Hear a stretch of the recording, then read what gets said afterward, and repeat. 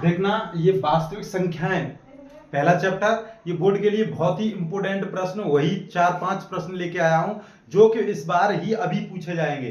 देखना कल ये प्रश्न पूछे जाएंगे। देखना अभाज्य गुणनखंड विधि द्वारा निम्नलिखित पूर्णांकों के एचसीएफ और एलसीएम ज्ञात कीजिए। ये प्रश्न 1 नंबर या 2 नंबर में पूछे जाते हैं। देखना एलसीएम एचसीएफ, देखना 12 और 15 और 21 का एलसीएम और एचसीएफ ज्ञात करना है। मैं अच्छे से बताना चाहूंगा, जैसे कोई सी भी संख्या आ जाए उसका एलसीएम और एचसीएफ कैसे निकालेंगे बोर्ड में, तो देखेंगे सर्वप्रथम हम लिखेंगे, देखना हल क्रमांक लिखेंगे। हल क्रमांक जो भी प्रश्न में दिया गया हो, हल क्रमांक और जो भी दिया गया हो, ये जैसे पहला प्रश्न है या तीसरा प्रश्न है या 5वें का पहला है तो 5वें का पहला लिखेंगे और वहां पे लिखेंगे कैसे, देखना हल यहां से देखना हल तो लिख ही दिया है, यदि ये ना लिखे तो भी कोई दिक्कत नहीं है। तो यहाँ पे ये संख्याएं जो दी गई हैं उन्हें देखना एलसीएम कैसे निकालेंगे। सर्वप्रथम 12 संख्या लिखेंगे बराबर, देखना 15 लिखेंगे, इसी प्रकार से देखना 21 लिखेंगे, इस प्रकार से लिखेंगे। 12 के फैक्टर करेंगे, देखना 2 दूनी 4 और 4 तिया 12, देखना इसी क्रम में देखना 2, देखना 2 नहीं होगा, इसका 3 गुणा 5 ये 15 हो गया, 21 3 सत्ते 21, तो देखना 3 इंटू 7, तो ये हमारा इस प्रकार से हम इनके गुणनखंड लिखेंगे, फैक्टर लिखेंगे। फैक्टर लिखने के बाद हम क्या करेंगे, देखना सर्वप्रथम यदि कोई भी 2 की संख्या बार बार आ रही हो या कुछ और भी संख्याएं बार बार आ रही हो तो इसे इस प्रकार से भी लिख सकते हैं, 2 पे घात 2 इंटू 3। इसी क्रम में देखना ये हमारा जैसा लिखा है तैसा ही लिखा रहने देंगे, देखना 3 इंटू 7। अब देखना हम यहां मासा निकालेंगे, मासा अर्थात एच सी और एफ, देखना हाईएस्ट कॉमन फैक्टर। तो देखेंगे इसमें जो भी तीनों में है कॉमन जो हो वो होता है हमारा, देखना मासा, जो ऐसी संख्या जो तीनों को विभाजित कर दे वो संख्या हमें ढूंढनी है इसमें। तो देखना इसमें हमें वो संख्या मिल गई, देखना ये जो 3 है वो कहीं ना कहीं तीनों संख्याओं में, देखना तीनों के गुणनखंड में कहीं ना कहीं है, तो हमारा ये 3 हो जाएगा। और भी कोई संख्या है यदि आपको दिख रही हो तो आप बता सकते हैं। तो ये हमारा मासा निकल के आ गया इसका 3। यहीं पे हमें लासा निकालना हो तो हम कैसे ज्ञात करेंगे, तो देखेंगे लासा ला और सा, तो लासा निकालने के लिए इसमें जो भी बड़ी घात हो, जैसे 2 है यहाँ पे कहीं पे 2 नहीं है तो 2 पे घात 2 इंटू यहाँ पे देखेंगे देखना ये हमारा 5 है क्योंकि 3 इंटू 5 15 हो जाएगा। तो देखना यहाँ पे हमारा देखना ये हमारी ये 3 है, 3 को लिखेंगे, 3 कॉमन एक बार लिख देंगे, देखना एक बार लिख दिया, इंटू देखना 5 लिखेंगे इंटू 7, जो भी इसका गुणा करेगा वही इसका आंसर हो जाएगा लासा। और यदि आप इसे देखना 12 15 21 लिख के और इसके फैक्टर करने के बाद यदि निकालते हैं तो वो भी बिल्कुल सही होगा। देखना जब भी कभी भी चर राशियों का आ जाए तो इस प्रकार से हमें सरल रहता है। देखना पहले जो कॉमन है वो रख दीजिए, देखना रख दिया हमने 3 रख दिया, जो ये कॉमन है ये रख दिया अर्थात उसका मासा, और शेष जो भी बचा हो वो हम रख देंगे तो उसका लासा निकल के आ जाएगा। कितना होगा, 2 दूनी 4 4 की 12 12 पन 60 और 60 इंटू 7 7 छिंगे 42 420। ये हमारा क्या होगा, ये हमारा लासा होगा। इसी क्रम में देखना 17 बराबर 17 इंटू 1, देखना 23 बराबर 23 इंटू 1, देखना 29 बराबर 29 इंटू 1। तो इसका मासा कितना होगा, तो मासा होगा भैया 1, क्योंकि देखना सभी संख्याओं में हमारा कॉमन यदि कोई है तो वो 1 है, कोई सी भी संख्या हो तो उसमें मासा जो है वो हमेशा 1 तो रहता ही है। देखेंगे तो इसी क्रम में लासा देखेंगे तो लासा सभी संख्याओं का गुणनफल 17 इंटू 23 इंटू 29, जो भी इसको गुणा करके रखेंगे वही हमारा लासा होगा। इसी क्रम में देखेंगे अगले प्रश्न, ये प्रश्न अवश्य पूछे जाते हैं, देखना एक मार्क्स में या 2 नंबर में पूछे जाते हैं। ये पूरा जो पार्ट है वास्तविक संख्याएं ये कहीं ना कहीं देखना ये वही प्रश्न है ये कहीं ना कहीं देखना 5 मार्क्स का पूरा पार्ट है। देखना संख्या ये दी गई है को P बट्टे Q के रूप में प्रदर्शित कीजिए। तो देखना सर्वप्रथम देखना हम लिखेंगे हल क्रमांक हल क्रमांक देखना हमें दिया गया है कौन सा, दूसरा प्रश्न, तो दूसरा लिखेंगे। अब यहां लिखेंगे हम माना 0.666 इंटू, देखना इसे हम x के बराबर मानेंगे और इसे हम इक्वेशन 1 कहेंगे। देखना समीकरण 1 में यहां लिखेंगे, समीकरण 1 में 10 का गुणा करेंगे। देखना गुणा करने पर, यहां पे ये करने पर यहां पे कोई और संख्या होती, देखना 6 7 जैसे होती 0.67676767 एंड सो ऑन, तो हम देखना कहीं ना कहीं 100 का गुणा करते। ये जितने भी संख्या जो रिपीट हो रही हैं उतने पॉइंट हमें बढ़ाना होता है, उतने पॉइंट हमें बढ़ाना होता है। तो हमारी रिपीट हो रही है 6, तो हम इसमें 10 का गुणा करेंगे तो पॉइंट हमारा यहाँ आ जाएगा। हम बीमार हैं फिर भी आपको क्लास दे रहे हैं, देखना एक बार अच्छे से देखेंगे। देखना ये पॉइंट यहाँ पे आ जाएगा, जैसे 0.6666 डॉट डॉट इंटू 10 का गुणा, देखना x इंटू 10 का गुणा, तो ये हो जाएगा देखना 6.666 into and so on equal to 10x। Equation number 2, देखना समीकरण देखना समीकरण 2 में से एक को घटा दीजिए, तो देखना ये 10x में से ये x घटाएंगे तो ये कहीं ना कहीं 9x बचेगा। ये देखना ये जो दिया है 6.6666 में से यदि हम ये घटाएंगे 0.666, तो ये हमारा क्या हो जाएगा 9x। ये जो घटेगा ये 0 बचेगा, 6 में से 0 गए तो 6 बचेंगे, तो x बराबर 6, ये हो जाएगा हमारा 6/9। 3 से ये 2 3 6, 3 से 3 दूनी 6, 3 दूनी 6, 3 3 9, तो ये हो जाएगा x का मान निकल के आ जाएगा 2/3। तो ये हमारा p/q के रूप 2/3, तो ये हमारा p/q के रूप में हो गया। देखेंगे इसे हम चेक भी कर सकते हैं, जैसे 2/3 दिया है, इसे हम हल करेंगे तो हमारा इतना आना चाहिए। कैसे 2 का भाग देंगे, भाग जाएगा नहीं, 0 यहाँ 20 हो गए, 3 18 2 बचे, 3 18 एंड सो ऑन, इसी प्रकार से हमारा मल्टीप्लिकेशन होता रहेगा। तो देखेंगे अगला प्रश्न इसी क्रम में, सिद्ध कीजिए ये मोस्ट प्रश्न है, इसमें का एक प्रश्न अवश्य पूछा जाता है। देखना या कुछ भी पूछा जाए, 7 + √3 क्या है, 4 + 3 √3, ये इस प्रकार का एक प्रश्न अवश्य पूछा जाता है। मैं अच्छे से बताऊंगा, एक बार आप सभी समझेंगे, देखेंगे। देखना हल क्रमांक 3, हम सबसे पहले मानेंगे, माना 5 + √3 एक परमेय संख्या है,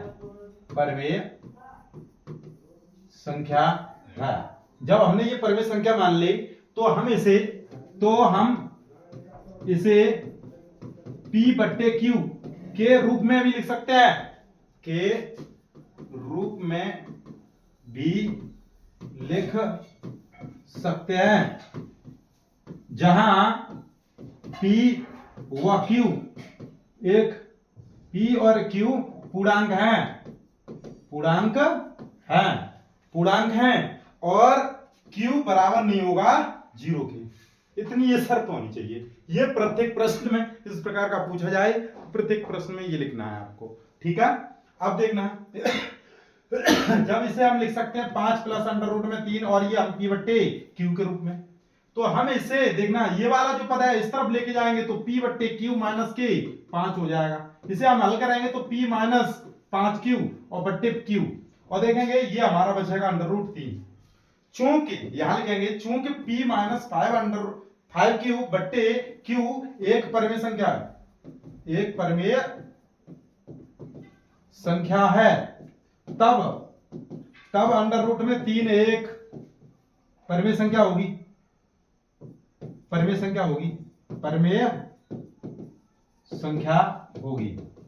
होगी। लेकिन हमें ये पता है √3 एक अपरिमेय संख्या है, तो हमारे कथन का विरोधाभास हो रहा है। जब विरोधाभास हो रहा है तो हमारा जो कथन हमने माना है कि ये परिमेय संख्या है, तो ये हमारा देखना कम से कम ये 5 + √3 एक अपरिमेय संख्या होगी, देखेंगे संख्या तब √3 परिमेय संख्या है। अतः यहां लिखेंगे लेकिन √3 एक परिमेय संख्या नहीं है।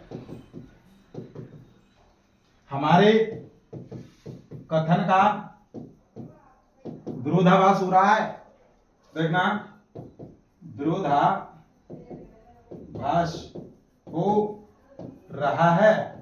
अतः हम कह सकते हैं, ये नीचे की लाइन से लिखेंगे, अतः 5 प्लस √3 एक अपरिमेय संख्या है, अपरिमेय संख्या है। इस प्रकार से आप इन प्रश्नों को हल करेंगे।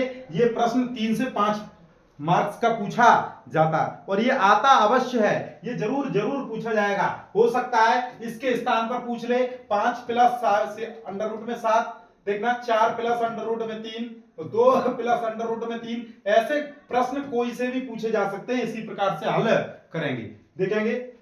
अगला प्रश्न, बिना लंबी विभाजन प्रक्रिया किए हुए दिखाइए कि परिमेय संख्या ये 1351/1250 शांत दशमलव है या नहीं है। तो देखना, ये हम बिना लंबी प्रक्रिया किए हुए हम कैसे बताएंगे, यहां लिखेंगे हल क्रमांक। ऐसे ही आपको देखना एग्जाम में लिखना है हल क्रमांक। ये देखना कितना है, ये 4। देखना 1331/1250।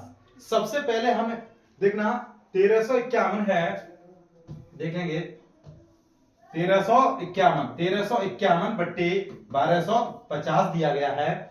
हम सबसे पहले आपको एक नियम बताना चाहेंगे, ये नियम सबके लिए लगेगा। देखेंगे, कभी भी 2 पे घात m हो या 5 पे घात n हो, ये जो संख्याएं यदि बट्टे में आती हैं तो वो शांत दशमलव होंगी। यदि इनके अतिरिक्त एक संख्या आती है या इनमें से कोई सी एक संख्या आती है या और अन्य कोई संख्या यदि मल्टीप्लिकेशन में आती है तो वो शांत दशमलव नहीं होगी।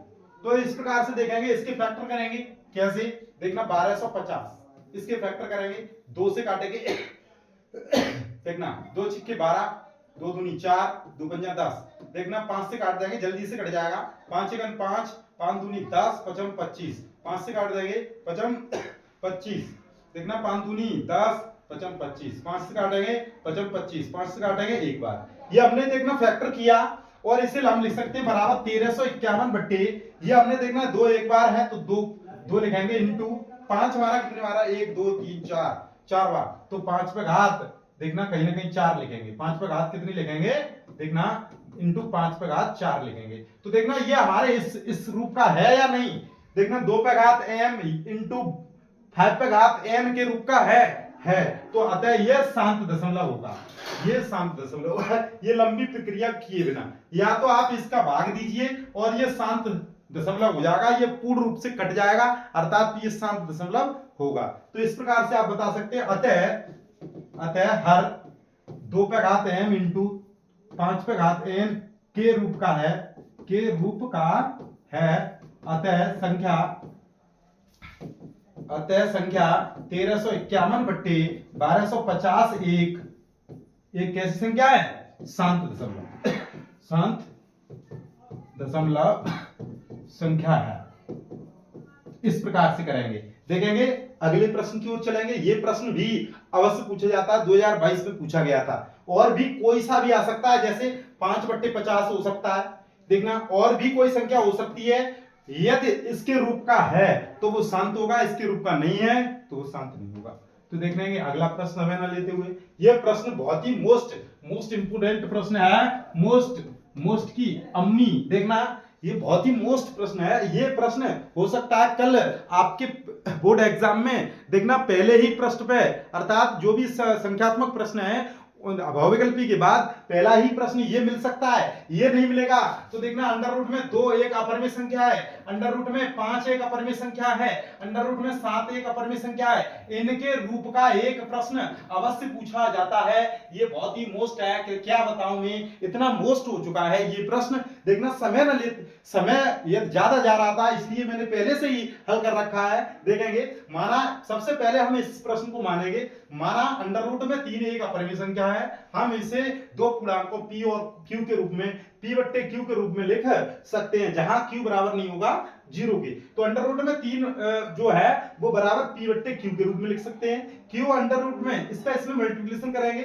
q अंडर रूट में 3 बराबर p, अर्थात हम दोनों पक्षों का वर्ग करेंगे तो q स्क्वायर इंटू 3, देखना p स्क्वायर। तो देखना ये जो q स्क्वायर है वो 3 का कहीं ना कहीं देखना गुणनखंड है, देखना p स्क्वायर 3 से विभाजित हो सकता है, देखना तब 3 p को भी विभाजित करेगा। तो देखना अतः p बराबर 3 से लिख सकते हैं, देखना p जो है p के स्थान पर हम 3 से लिख सकते हैं। तो p के इस मान को 3q स्क्वायर बराबर p स्क्वायर में रखेंगे, इसमें रखेंगे इस वाले पद में, तो इस वाले पद में रखेंगे तो 3q स्क्वायर बराबर 9c स्क्वायर, 9c स्क्वायर, अतः q स्क्वायर 3 से विभाजित है।